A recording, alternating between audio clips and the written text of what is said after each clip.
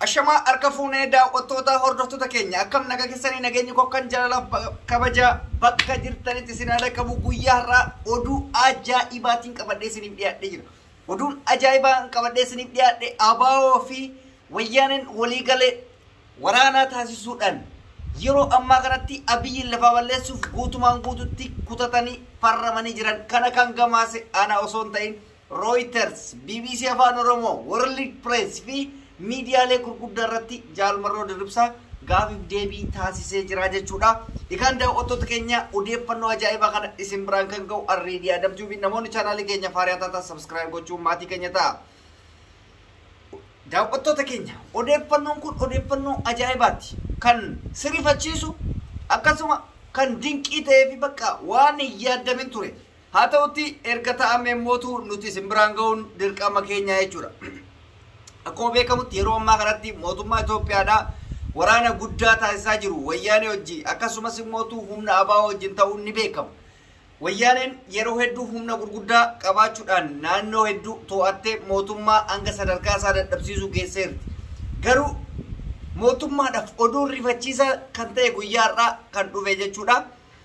ABOdhaa fi TPLF'n waliigaltee waraanaa mootummaa Itoophiyaa irratti labsuudhaaf farramanii guutuun guutuudhaan hojii seenuudhaaf kan jalqabamu ta'uu BBC Afaan Oromoo, CNN, Reuters fi akkasuma World Press kan jedhamu miidiyaaleen gurguddaan addunyaan qabdu gabaastee jirti jechuudha.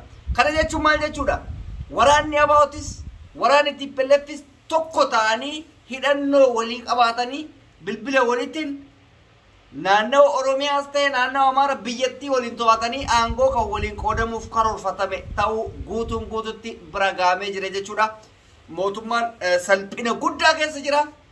Ati humni lama waliigalee dhiisitanii humnummaan biyya takkaa yoo waliigalee kan waraana seenu taate mootummaa miti addunyaa kuffisuu danda'an. Amma wayyaanee fakkeenya fudhadhaa. Wayyaaneen ji'a 8 awwaalamtee turte. Yeroo dhiyeenya ji'a 6 keessatti deebitee biyya ofii qabachuun maalirraa waliigaltee tokkummaa qabaachuu irraa jechuudha. Tokkummaa qabaachuu isaaniitti irraa kan ka'e hanga sadarkaa mootummaan humni isaa dadhabee waraanni isaa guututti to'atamu bira ga'anii turanii jechuudha. Amma garuu kasan caalaa nama rifachiisu ABO'n humna yeroo jabeeffate kanatti ABO'n amma isaa kanatti akkuma isin beektan guutuu Oromiyaa qabachuuf xiqqoo tafe keessayyuu lixa Wallaggaa akkasuma Gujii fi giddugala biyyattii to'atee jira. Amma humna hidhatee biyyattii san raasaa jiru wajjin waliigaluun immoo daran Abiyyi salphatuu isaa qofa mul'isaa jechuudha. Humni tokkoo fi humni lama tasa waliin madaalu keessanuuyyuu humna sabboonummaan guutame humna lubbuu ofii kana yeroo dabarsan biyya kootiif jedhanii dabarsanii fi humna argitee humna mootummaa waraana raayyaa ittisa biyyaa kun jechuudha. Humna mallaqaan socho'u biyya kiyyaaf jedhee osoo hin ta'in damooza kiyyaaf jedhee socho'a. Humna akkasii immoo dafee uummataaf harka kennata. Hundumaafuyyuu oduun kun oduu mootummaadhaaf baay'ee rifachiisaa ta'ee fi baay'ee gadda keessa sagalchuu danda'u akkasuma hawaasa uummata Tigraayiif hawaasa mootuu ABO jaalatuuf miseensota ABO jaalatuuf kun immoo oduu gammachiisaadha jedheen amana jechuudha. Akka dhuunfaa kiyyaatti waraanni kun bifa gabaasatiin qofa isinii dhiyeessuu danda'a. Maaltu akka ta'amu, maaltu akka deemamu isa kan waliin hordofnu ta'a jechuudha. Garuu gaafa tilmaama kennannu mootu humni kuni rakkoo guddaa uuma jechuudha. Anamma kan ammaa osoo hin taane kan na sodaachisu amma yoo injifatan humni wayyaaneedhaa xiqqoo humna keenya kanarraa beeytanii. Maaliif?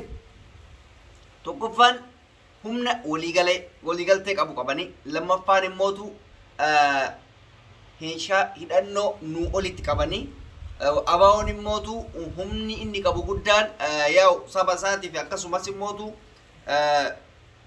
yeroo waraanatti seenu an Oromoodhaaf nan du'a jedhee lubbuu ofii dabarsee waan kennuudhaaf humna qaba jennee amanna. Hundumaafuyyuu waliigalteen isaanii kun waliigaltee itti injifatan malee yookaan waliigaltee Oromootti tokkomsu malee waliigaltee Oromoo adda facaasu ta'uu qabu. Amma yeroo ammaa kanatti akka miidiyaa hawaasaatti irratti argaa jirru humnummaan namaatu gargar kan faca'aa jiru argaa jirra. Wayyaanee hojii taanee tasa walirratti hin duullu maali wanni jedhamutu jira. dubbiin garuu siyaasa waan ta'eef warra siyaasatiif dhiisu turre caala dubbii siyaasaa kana namoonni akka kennaa kun dubbachuun hin ulfaata hanga tokko tilmaama yoo kennanne malee akkana nu baasaa akkasin nu baasaa wanni jedhamu hin jiru. Namni kun akkamitti tilmaama diinni diinuma abbaa barbaade wajjaa ta'u balleessuudha jedha. Inni tokko tokko mootuyyuu diinni diina kiyya anaaf firaa waan jedhamu wayitu jira jechuudha. Sinii galee amma abaa'oon diina isaa fira godhatee diina kana balleessuu kaayyeffate fakkaata. Jaalmarroon dubbii isaa haala jabaa ta'e qabatee dhufee mootummaa kanaaf kaansarii sammuu ta'ee jira jechuudha. Hin danda'ama. Maaliif mootummaan humni dura wayyaanee sunuu kan laaffise amma abaa'oo hojii walii galan jechuun baay'ee yaaddoo guddaadha. Shanee inni jedhamu sun kana booda akka callifamu taasisa jedhee amana. Maaliif hin ulfaata dhugaa rabbi dubbachuudhaaf wayyaanee fi abaa'oo walii galan jechuun biyyattii san keessatti humna akka isaanii kan biraa hin jiru. Makalaakaa yoo taane kan wayyaaneen kophaa ofiitu laaffiste ijoollee waraanaaf hin gahin guututti achi kan fidanidha. Guyyaa irraa akkasii ganama isinii gabaasa duratti ijoollee san fuudhanii osoo leenjii gaariin kaniniif gadi yaasuun maal argisiisaa humni wayyaanetu isaan laaffisuu argisiisaa ture. Har'a garuu gaafa kana dhagaan maal akka isaan ta'an bichaa walumaan laalla. Biyyattii san adagaa keessatti gatanii kan badan turatti mul'ataa jira. Hundumaafuyyuu ani giraata gaabbaye jechuudha. Rabbiin ummatuma Oromootii fi an hunda caala Rabbiin ummata Oromoo gadi hin qabin yeroo kamuu olaantummaa akka isaanii haa ta'u. Diina wajji injifatanii kophaa injifatanii Oromoon qofti akka afaan wal hin deebine. Kanuma barbaadan kaayyoon. Oromoon afaan wal deebi'uun saala guddaadha.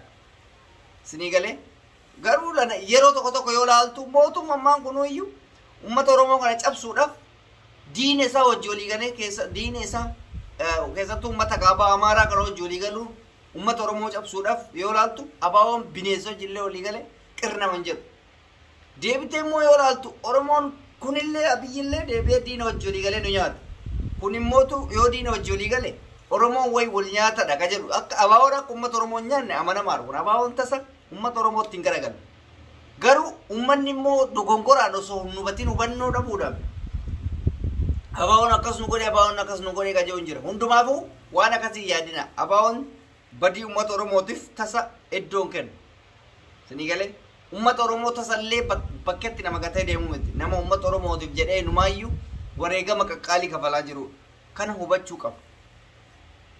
Isiniif galee kanaaf injifannoon kan ummata Oromooti Jaalmarroo Dirribaa Abiyyi irratti kaansarii sammuu ta'ee jira. Baay'ee tokko nama ajaa'ibsiisa. Injifannoon galaa jennaan gaa waan takka wanni jennuun tokkollee hin jiru. Rabbi injifannoon isin haa galchuu kan jedhu bicha eebbisnee gadhiifna jechuudha. Egaan daawwattoota hordoftoota keenya odeeffannoo har'aaf qabnu kana fakkaata qophii kiyya. Biraatiin walitti deebina turtii gaariidhaaf qabaadhaa isin jaalladhaa isin kabajaa nagaa irra naa tura.